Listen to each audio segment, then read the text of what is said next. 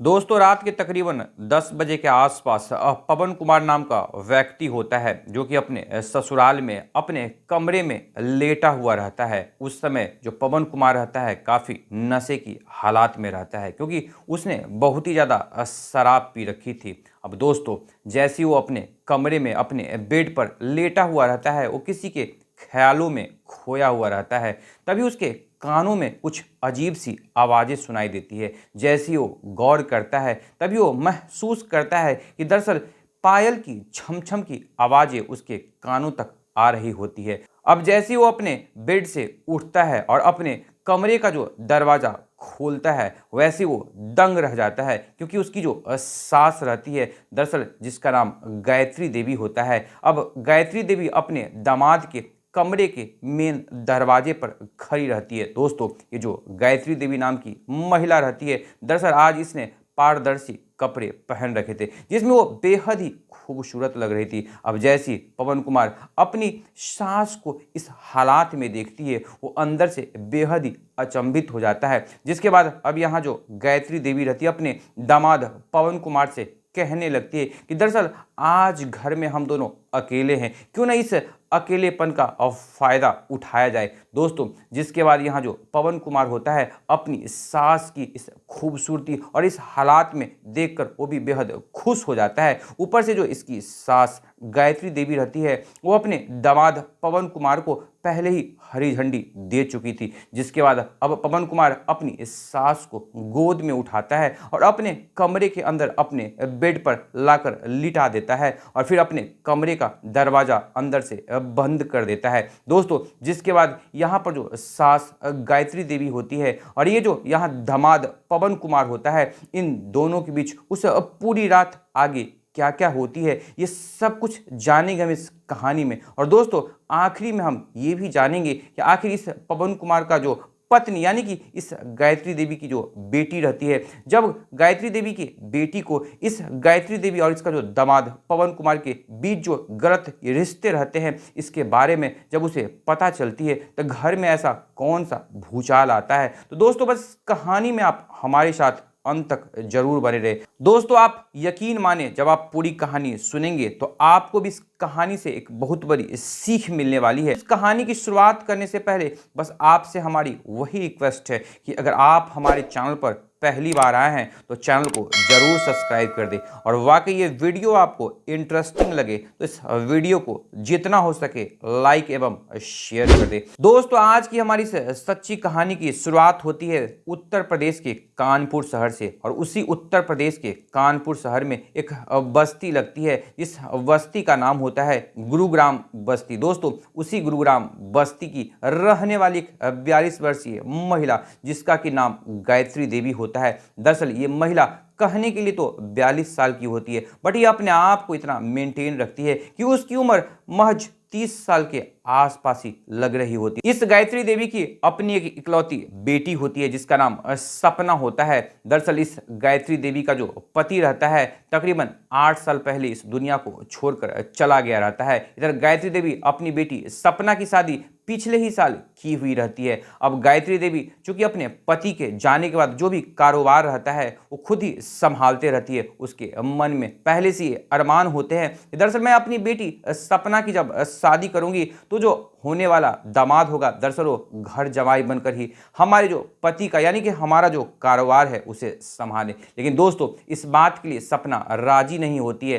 खैर दोस्तों शादी के 1 साल का वक्त बीत जाता है। सपना अपने पति पवन कुमार के साथ बेहद खुश रहा करती थी लेकिन इधर सपना की जो माँ गायत्री देवी होती है बार बार अपनी बेटी को इस बात के लिए मनाया करती थी कि दरअसल वो और उसका जो पति पवन कुमार है वो यहाँ गायत्री देवी के घर पर यानी कि सपना अपने मायके में अपने पति के साथ रहे ताकि सपना का जो पिता होता है उसका जो भी कारोबार था जो कि अभी उसके माँ के कंधों पर रहता है दरअसल उसका पति ही संभाले। लेकिन गायत्री देवी के बार बार कहने के बावजूद भी सपना जो रहती है इस बात के लिए मानते नहीं रहती है। लेकिन दोस्तों यहाँ पर जो गायत्री देवी रहती है वो भी अपनी बेटी को लगातार मनाते रहती है। तकरीबन 1 साल के बाद यहाँ जो सपना होती है अपनी माँ की बात को थोड़ा थोड़ा मानना शुरू कर देती है। अब सपना अपनी माँ गायत्री देवी से कहती है कि दरअसल मैं अपने पति पवन कुमार के साथ तुम्हारे घर पर यानी कि अपने मायके आ रही हो, जिसके बाद तुम खुद मेरे पति से यानी तुम अपने दामाद से इस बारे में बात कर लेना।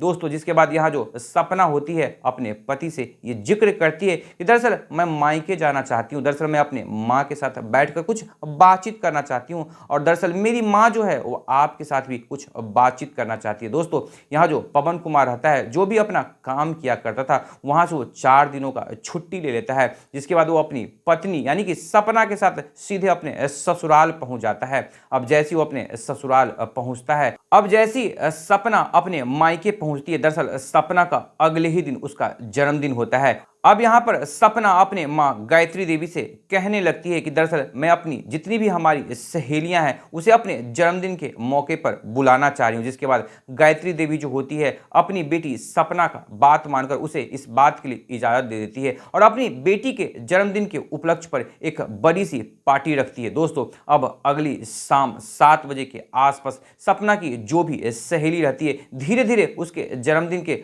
पार्टी पर आना शुरू हो जाती है। इधर यहाँ पर जो गायत्री देवी होती है एक बड़ा सा पार्टी की व्यवस्था कर देती है और उस पार्टी में ढेर सारा शराब की भी व्यवस्था कर दी जाती है। दोस्तों देखते देखते रात के तकरीबन 8 बजे के आसपास का समय हो जाता है। अब गायत्री देवी अपनी बेटी का जो जन्मदिन रहता है काफ़ी धूमधाम से मनवाने लगती है, यानी कि उसके लिए एक अच्छा सा केक मंगवाया जाता है, फिर केक कटिंग होती है। अब जो भी लोग उस बर्थडे पार्टी में आए रहते हैं यानी उस जन्मदिन के मौके पर शिरकत किए रहते हैं, सारे लोग खाना पीना खाते हैं। इधर गायत्री देवी जो होती है उस सारे रिश्तेदारों को भी काफ़ी अच्छे तरीके से मेहमान नवाजी करती है। इधर यहाँ पवन कुमार चूंकि उस पार्टी में अच्छी खासी शराब की भी पहले से व्यवस्था रहती है तो पवन कुमार जमकर पीना शुरू करता है। साथ में जो गायत्री देवी रहती है वो भी अपने दामाद के साथ बैठकर वो भी पीना शुरू कर देती है। देखते देखते रात के तकरीबन 10 बजे के आसपास का समय हो जाता है। अब यहाँ जो ये पार्टी रहती है वो खत्म हो जाती है। अब यहाँ पर सपना की जो भी सहेली रहती है सपना से कहने लगती है रात काफ़ी ज़्यादा हो चुकी है, दरअसल तुम मुझे अपने घर पर अगर छुड़वा देती तो काफ़ी ज़्यादा अच्छा होता है। यहाँ जो सपना रहती है वो अपने पति पवन कुमार के पास चली जाती है और पवन कुमार से कहने लगती है कि हमारी जो भी सहेलियां आई दरअसल तुम उसे उसके घर पर छोड़ दो। लेकिन यहाँ पर जो पवन कुमार चूंकि काफ़ी ज़्यादा ड्रिंक कर चुका होता है, काफ़ी वो नशे की हालात में रहता है। अब पवन कुमार अपनी पत्नी सपना से कहने लगता है कि मैंने काफ़ी ज़्यादा पी रखी है, अगर इस हालात में मैं ड्राइविंग करूँगा तो हो सकता है कि रोड पर गाड़ी एक्सीडेंट हो जाए। जिसके बाद यहाँ जो सपना रहती है वो खुद ही फैसला करती है कि वो खुद ही से ड्राइविंग कर कर अपनी सहेलियों को उसके घर तक छोड़ आएगी। दोस्तों ठीक वैसा ही होता है, सपना अब अपने खुद से ड्राइविंग करते हुए अपनी सहेलियों को उसके घर तक छोड़ने के लिए निकल पड़ती है। यहाँ जैसी सपना सहेलियों को छोड़ने के लिए उसके घर जाती है, देखते देखते रात के तकरीबन 11:30 बजे के आसपास का समय हो जाता है। तभी अचानक से काफ़ी ज़्यादा तेज आंधी तूफान उठती है और जोरों की बारिश होने लगती है। दोस्तों ये जो बारिश रहती है तकरीबन 3 से 4 घंटे तक लगातार जारी रहती है। सपना बहुत कोशिश करती है कि वापस मैं अपने घर चली जाऊं, लेकिन वहां पर उसकी जो सहेलियां रहती है उसे साफ साफ मना कर देती है कि तुम अपने पति को फोन कॉल कर दो, तुम दरअसल अगली सुबह चली जाना। दोस्तों ठीक वैसा ही होता है, सपना जो होती है रात के तकरीबन 1 बजे के आसपास अपने पति को फोन कॉल करती है और उसे बताती है कि इतनी तेज आंधी और तूफान में मैं वापस घर लौट नहीं सकती, मैं अगली सुबह लौटूंगी। जिसके बाद यहाँ जो पवन कुमार रहता है वो अपने बेड पर लेटा हुआ रहता है, अपनी पत्नी के ख्यालों में डूबा हुआ रहता है, क्योंकि इधर तो पहले से इतना ज्यादा शराब पी ही रखा था, उसे नींद नहीं आती रहती है। तभी उसके कानों में पायल की छम छम की आवाजें आती है। अब दोस्तों जैसी पवन कुमार उस नशे की हालात में अपने कानों में उस पायल की छम छम की आवाजों को यानी कि उस झंकार को सुनता है, वो अपने बेड से उठकर जैसे अपने कमरे का दरवाजा खोलता है, सामने अपनी सास गायत्री देवी को पारदर्शी कपड़े में देखकर बेहद ही चकित रह जाता है, बेहद ही दंग हो जाता है। दोस्तों जिसके बाद यहाँ जो उसकी सास गायत्री देवी रहती है दरअसल अपने दामाद पवन कुमार से कहने लगती है कि आज की रात इस घर में हम दोनों अकेले हैं, क्यों ना इस अकेलेपन का फायदा उठाया जाए। दोस्तों जिसके बाद यहाँ जो पवन कुमार रहता है अपनी सास की खूबसूरती को देखकर, उसके शरीर की बनावट को देखकर वो भी अंदर से बेहद ही ज्यादा उत्तेजित हो जाता है और अपनी सास के द्वारा मिले हरी झंडी के बाद अपनी सास को गोद में उठाता है और अपने कमरे के अंदर बेड पर लाकर वो पटक देता है, जिसके बाद अपने कमरे का दरवाजा बंद कर देता है। दोस्तों जिसके बाद यहाँ जो गायत्री देवी होती है और ये उसका दामाद पवन कुमार होता है, दोनों एक दूसरे के रजामंदी के बाद एक दूसरे के साथ गलत संबंध बनाने में लिप्त हो जाते हैं। उस रात वो दोनों एक दूसरे के साथ तब तक संबंध बनाते हैं जब तक उन दोनों के मन भर नहीं जाती है। दोस्तों खैर इन दोनों का मन जैसे भर जाता है वैसे ये दोनों एक दूसरे के साथ ही लिपट कर सो जाते हैं, जिसके बाद सुबह होने से पहले गायत्री देवी वापस अपने कमरे में चली जाती है। अब अगली सुबह इसकी जो बेटी सपना होती है वो घर आती है। लेकिन दोस्तों सपना को कानों कान तक ये भनक नहीं होता कि कैसे उसकी जो माँ है और उसका जो पति है यानी कि सास और दामाद के बीच जो गलत रिश्ते हैं वो कायम हो चुके हैं। लेकिन दोस्तों खैर इसी तरीके से 4-5 दिन का वक्त गुजर जाता है। अब यहाँ जो पवन कुमार अपने ऑफिस से छुट्टी लिया था उसकी छुट्टी खत्म हो जाती है। अब पवन कुमार वापस से अपने काम पर चलने के लिए रेडी हो जाता है, लेकिन इसकी जो सास रहती है अपनी बेटी से कहती है कि दरअसल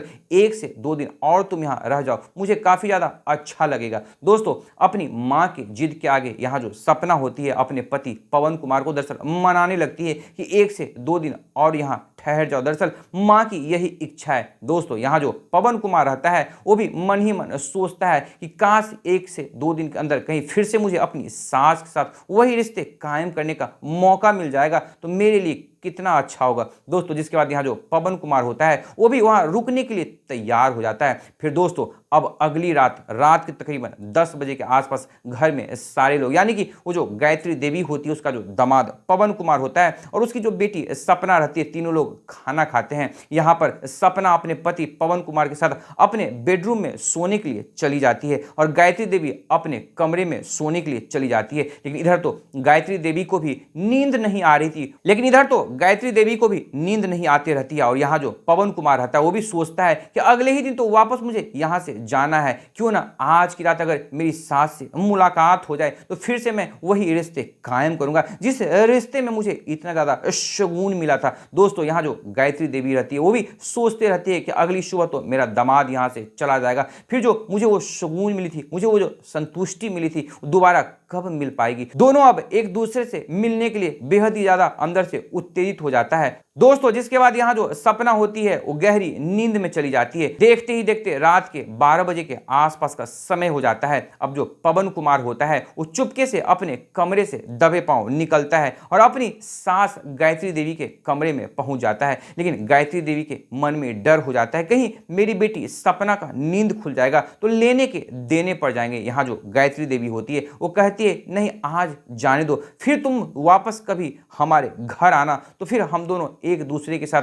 फिर से वही समय बिताएंगे। लेकिन यहाँ जो पवन कुमार होता है अपनी सास की खूबसूरती को देखकर इतना उत्तेजित हो जाता है कि अपनी सास से कहता है कि दरअसल कुछ ही घंटे लेकिन मैं तुम्हारे साथ वक्त बिताना चाहता हूँ। दोस्तों यहाँ जो गायत्री देवी होती है अपने इस दामाद की बात को सुनकर वो भी बेकाबू हो जाती है। फिर वहाँ गायत्री देवी अपने दामाद का हाथ पकड़ अपने बेडरूम के अंदर ले आती है और उस बेडरूम का जो कमरे का दरवाजा होता है उसे लॉक कर देती है। अब ये दोनों फिर से एक दूसरे के रजामंदी के साथ गलत रिश्ते बनाना शुरू कर देते हैं। तभी उधर सपना के फोन पर अचानक से किसी की घंटी बजती है। दरअसल सपना की एक सहेली होती जिसका अचानक से काफी ज्यादा तबीयत खराब हो जाता है। अब सपना आधी नींद में जैसी फोन उठाती है उसकी सहेली कहती है दरअसल मेरी तबीयत बहुत खराब हो चुकी है, तुम अगर अभी मुझे आकर किसी नजदीकी अस्पताल में लेकर चलोगी तो मेरे लिए काफी अच्छा होगा। दोस्तों जिसके बाद सपना की नींद जैसी खुलती है और फोन जैसी आधी नींद में उठाकर अपनी सहेली से तकरीबन 30 सेकंड के आसपास बातचीत करती है। वो देखती है कि बेड पर उसका जो पति पवन कुमार रहता है वहां होता नहीं, जिसके बाद जो सपना रहती है उसकी नींद पूरी टूट जाती है। अब वो सोचने लगती जो मेरा पति पवन कुमार है इतनी रात को दरअसल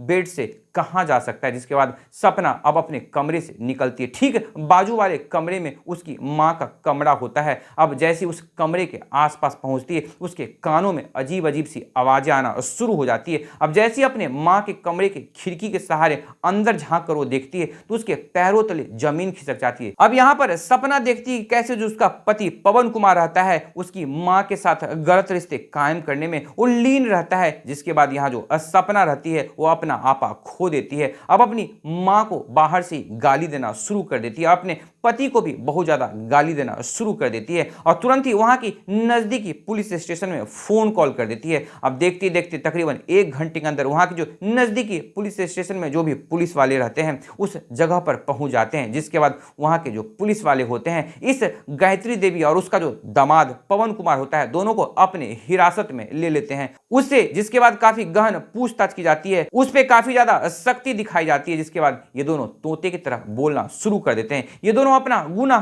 कबूल कर लेते हैं। दरअसल सास और दामाद के बीच में जो अनैतिक संबंध है, इस संबंध में ये दोनों लोग लीन रहते हैं, जिसके बाद जो पुलिस वाले होते हैं इन दोनों के ऊपर चार्जशीट दायर किया जाता है। दोस्तों यहां पर जो सपना होती है अपने पति को डाइवोर्स दे देती है और अपने मां से भी हमेशा हमेशा के लिए रिश्ता तोड़ देती है। दोस्तों ये तो भविष्य के गर्भ में छिपा है कि आखिर कानून व्यवस्था जो है इस गायत्री देवी और उसका जो दामाद पवन कुमार रहता है दोनों को उसके किए की क्या सजा देते हैं। लेकिन दोस्तों यहां सोचने और समझने वाली बात यह है कि कैसे यहां जो गायत्री देवी होती है अपनी ही बेटी की बसी बसाई जो गृहस्थी रहती है उसे उजाड़ देती है। तो दोस्तों इस कहानी के बारे में आपकी अपनी क्या राय है? आप अपनी राय हमारी इस कहानी के कमेंट बॉक्स में जरूर साझा करें। तो दोस्तों फिर मिलेंगे एक नई कहानी में एक नई सोच के साथ।